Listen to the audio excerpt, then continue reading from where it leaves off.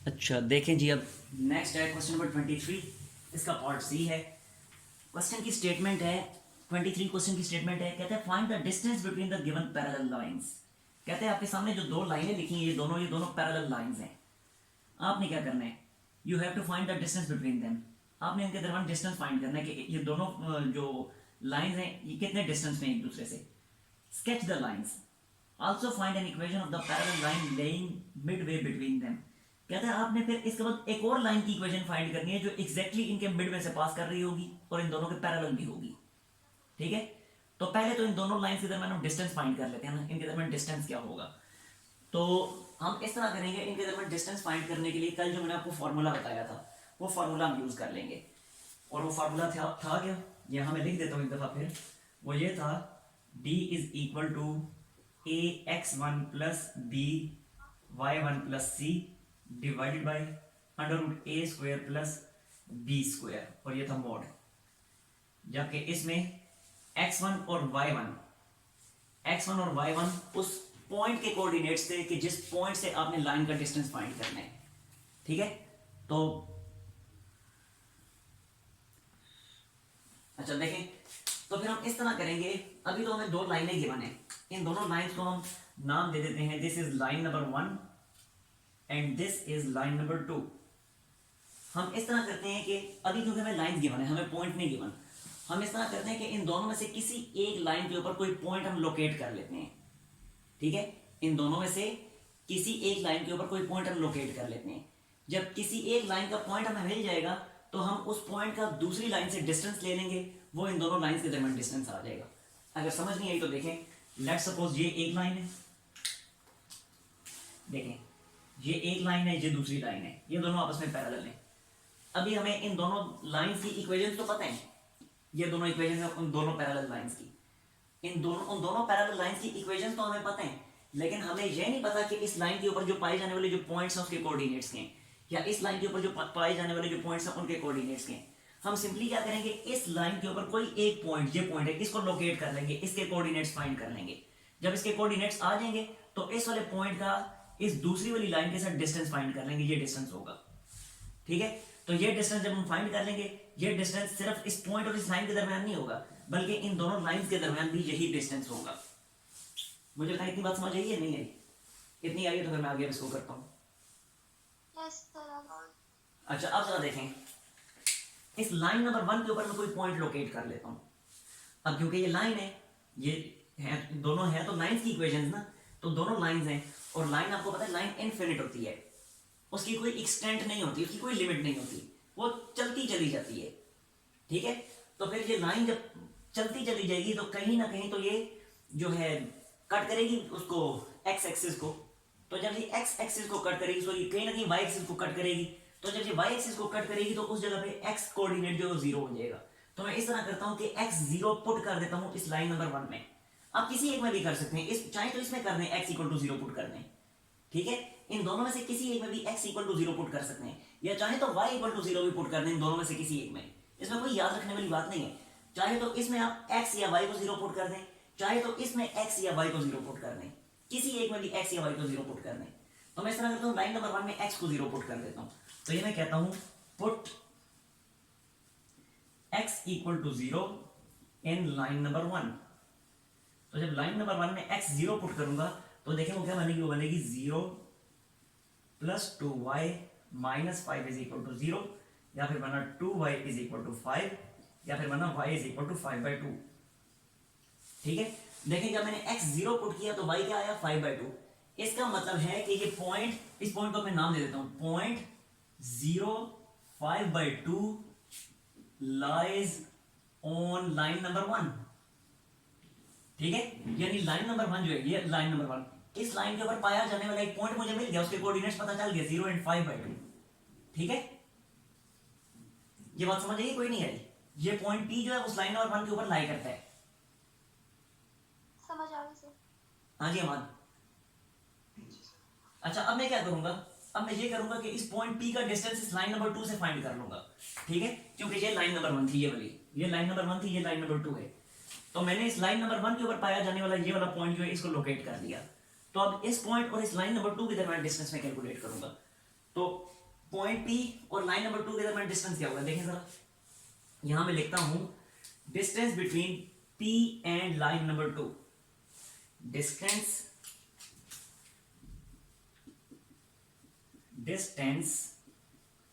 Between point P and line number 2।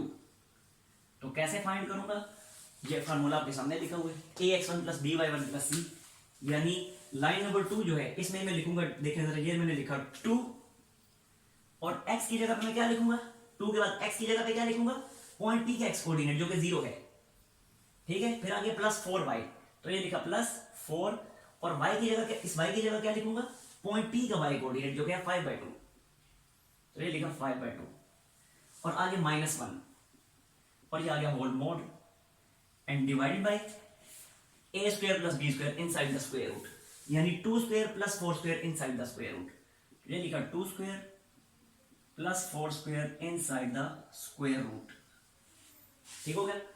अब ये क्या बन गया, देखिए 2 0 0, जबकि ये 2 1s are 2 and 2 2s are 4, तो ओवरऑल बना 2 5s are 10, 10 minus 1 9, तो ये बना 9 mod divided by 4 square 16 plus 4 20, तो इनसाइड द स्क्वायर रूट 20। या अगले स्टेप में बनेगा, देखें 9 का मोड 9 ही होता है क्योंकि 9 एक पॉजिटिव नंबर है तो उसका मोड एज इट इज आ जाएगा, जबकि 20 को आप लिख सकते हैं 4 × 5, वो 4 स्क्वायर रूट से बाहर आके 2 बनेगा और 5 अंदर ही रहेगा, तो बना 9 डिवाइडेड बाय 2√5। ये डिस्टेंस आ गया इस पॉइंट P और लाइन L2 के दरमियान। तो देखिए जब ये जो डिस्टेंस P और L2 के दरमियान है तो L1 और L2 के दरमियान भी तो ये डिस्टेंस होगा ना, समझ आ रही है। तो मैं आखिर में लिख दूंगा कि distance between line number 1 and line number 2 is same this, ठीक है। तो ये यहीं पे मैं ब्रैकेट में लिख देता हूं, यहीं पे मैं लिख देता हूं this is also distance between line number 1 and line number 2।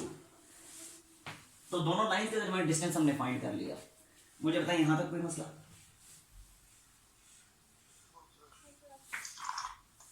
Clear है यहां तक? अच्छा मजीद अब आगे देखें, मजीद आगे उसने ये कहा हुआ है कि आल्सो फाइंड एन इक्वेशन। पहले तो उसने कहा था ना find the distance between them, तो डिस्टेंस तो हमने फाइंड कर लिया। मजीद आगे ये कहता है कि also find an equation of the parallel line laying Midway between them. अच्छा मीटिंग एंड होने वाली है, मैं आपको जो है ना नई इसका मीटिंग का सेंड कर रहा हूँ link.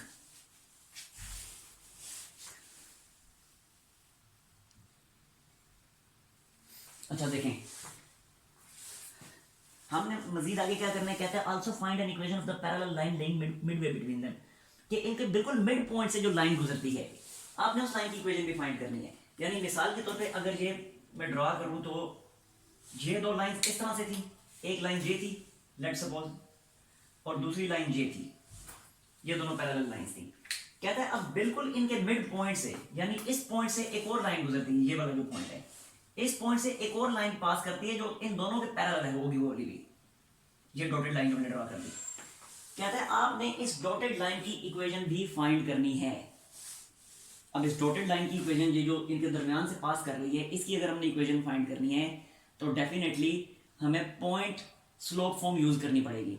Point slope form y minus y1, ये वाली लिख के दिखा देता हूँ, y minus y1 is equal to m into x minus x1, ये वाली फॉर्म हमें यूज करनी पड़ेगी।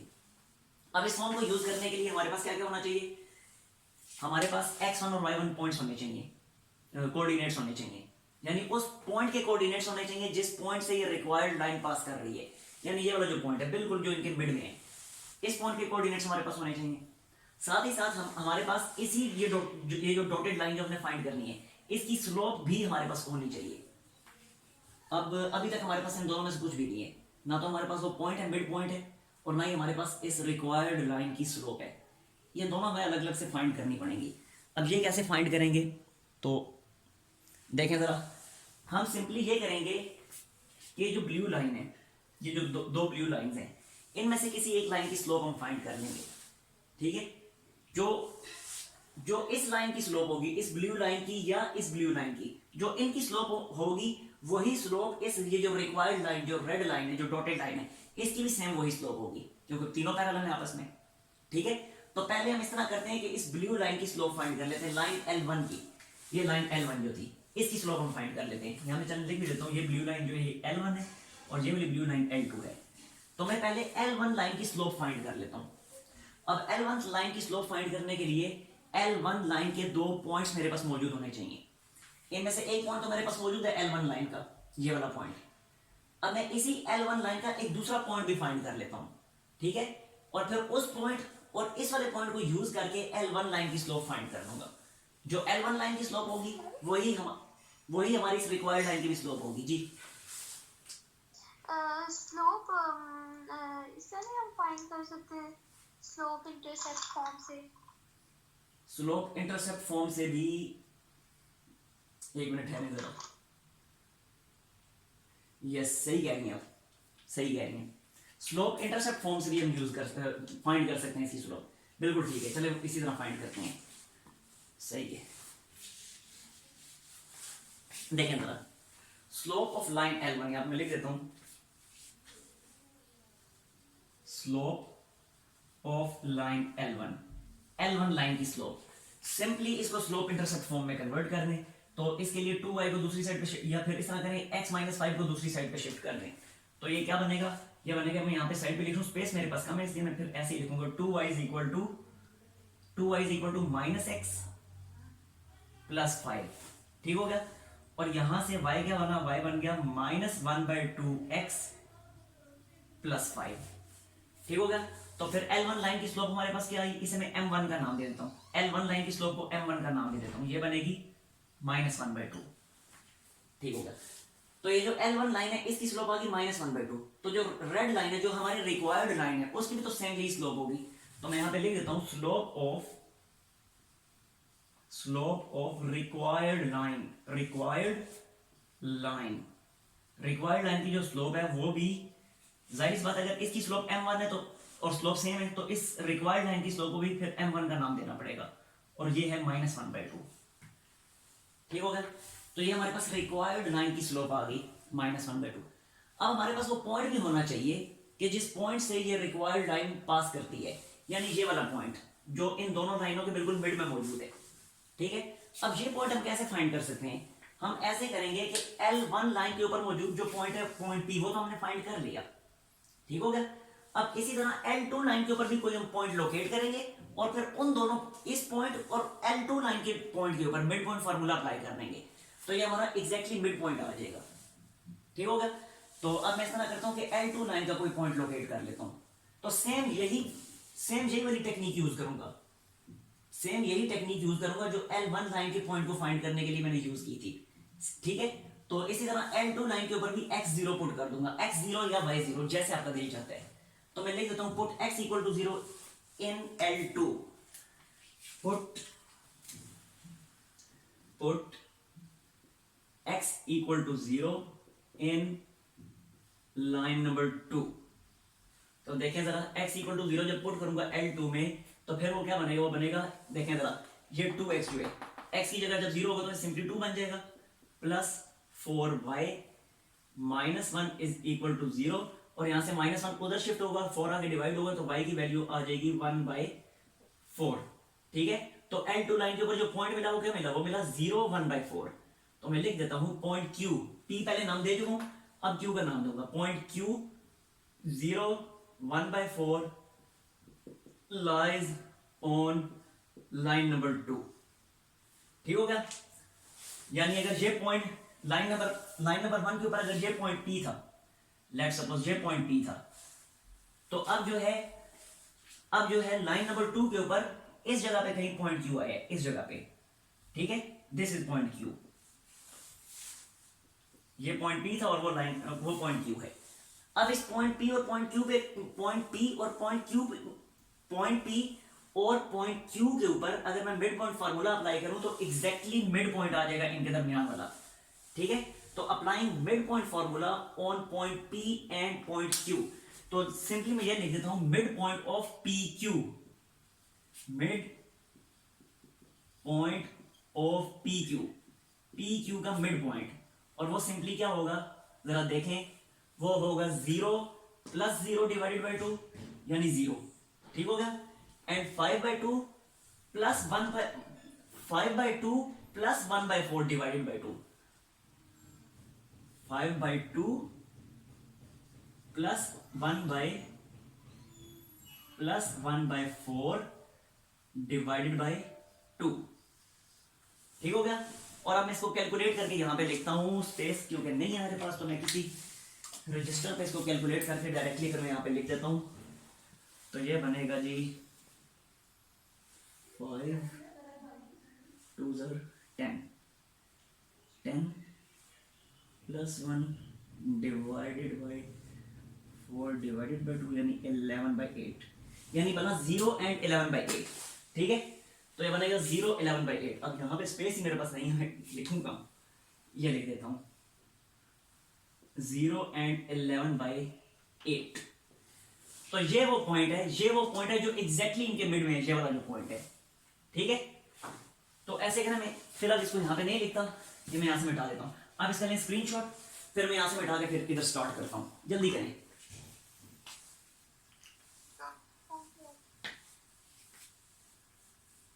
हो गया?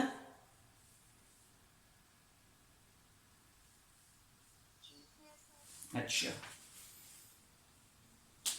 देखेंगे फिर।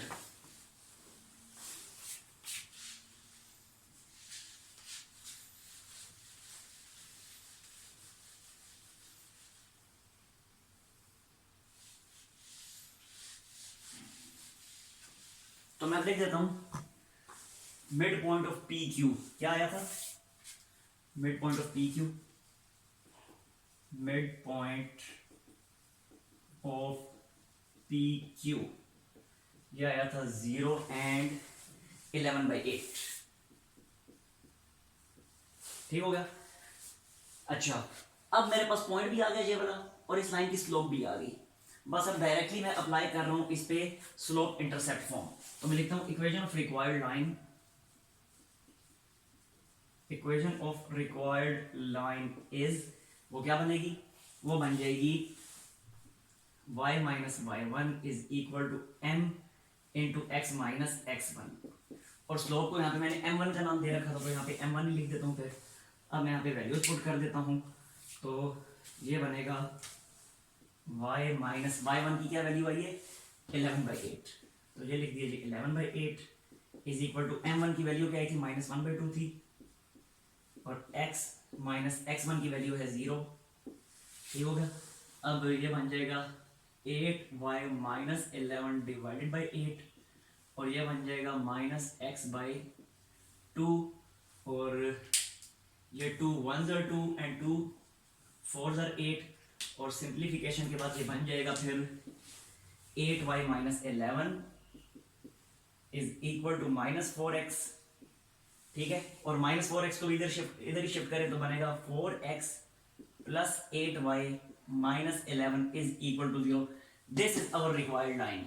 ये वो लाइन है जो इन दोनों लाइंस के, यानी जो दो गिवन लाइंस थी उनके बिल्कुल मिड से पास करती है, ठीक है। This is required line. हाँ जी, अब बताएं कोई मसला इसमें? लें स्क्रीनशॉट।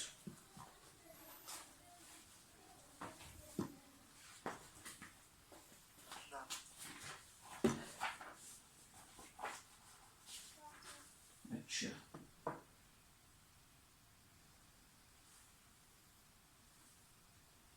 ठीक है जी, आंसर है।